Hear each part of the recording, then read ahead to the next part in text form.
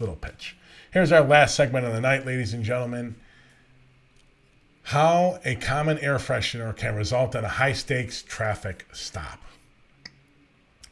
And this is talking about Dante Wright.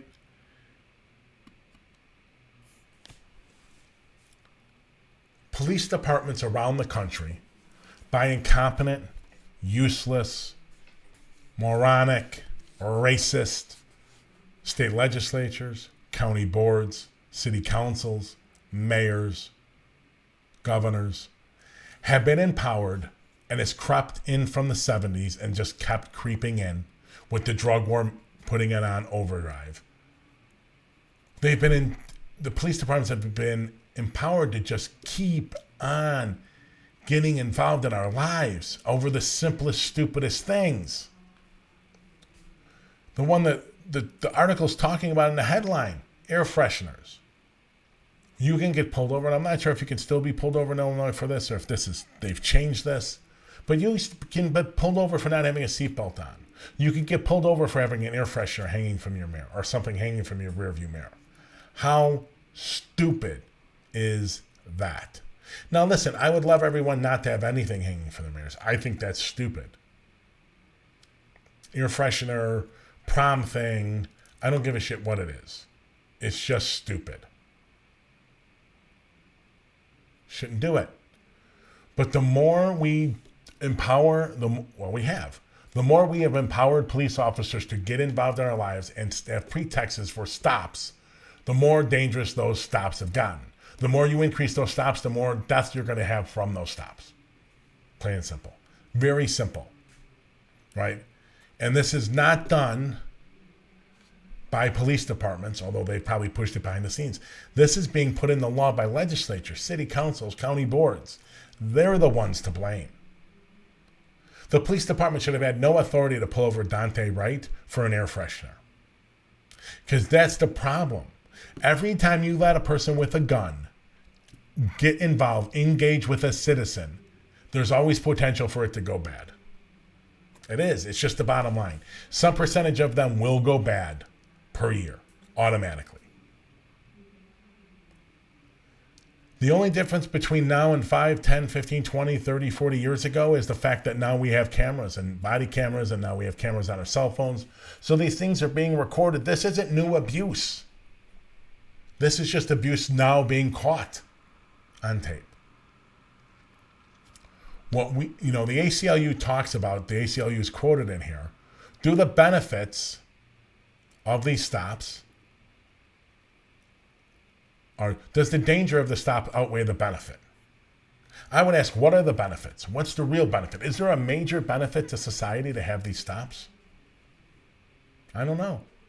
I really don't think you could make a persuasive argument for a lot of these engagements. We saw that engagement on the red line. It wasn't a stop like that, but it was a stop. They were stopping some guy, and they were shooting on the Grand Avenue stop in Chicago. They ended up shooting a guy because an engagement went bad because he was walking between cars. Is that any less stupid than an air freshener? No. That guy was white, too.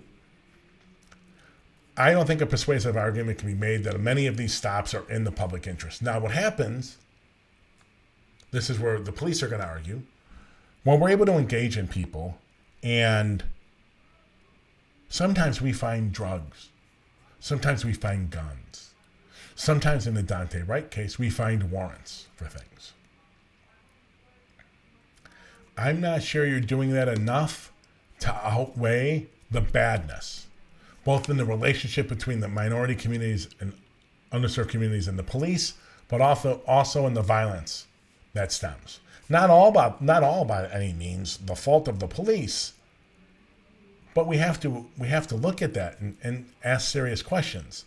Are the police the best people to be doing traffic stops? Do most traffic stops that aren't about real reckless driving or DUIs where someone is obviously swerving really in the interest of the public? Now, here I'm going to flip it and say that there are some people benefiting from these things, ladies and gentlemen. And this is what this article pops out, highlights dramatically. It benefits officers. Remember, we talked about the red line stop some episodes ago again. That was all about generating activity and paper and showing those cops that were sitting on the train all day had actually done something, engaged people, wrote tickets, brought money into the city. Well, when you give cops the ability to pull over anyone, especially minorities, for air fresheners and seatbelts, what they're actually doing is these are fishing expeditions.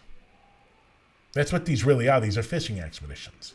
And then in the New York Times article, you can see quotes about officers just walking up to a black guy. Do you have marijuana? Do you smoke marijuana? Do you have marijuana in the car? Do you have drugs in the car? Do you have a weapon in the car?